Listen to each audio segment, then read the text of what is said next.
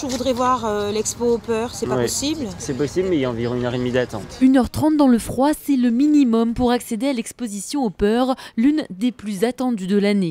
Impossible de réserver en ligne, toutes les places ont déjà été vendues. Il faut dire que certains s'y sont pris très à l'avance. On a beaucoup cherché sur Internet.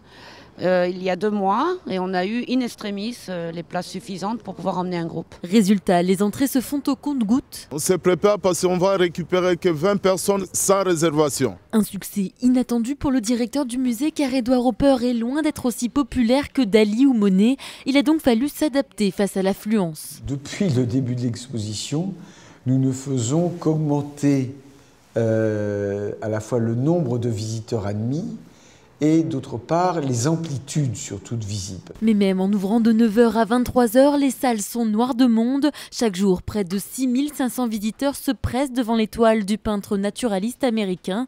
Un succès qui s'explique par l'aspect cinématographique de ces toiles et la modernité des thèmes abordés. La manière dont il peint ces stations-service où il n'y a pas beaucoup de voitures, reflète un sentiment de crise économique qui parle directement aux visiteurs. Edward Hopper, un peintre aux mains d'argent qui devrait attirer pas moins de 750 000 visiteurs avant la fin janvier, ce qui en ferait la 2e exposition la plus vue du Grand Palais après Monet.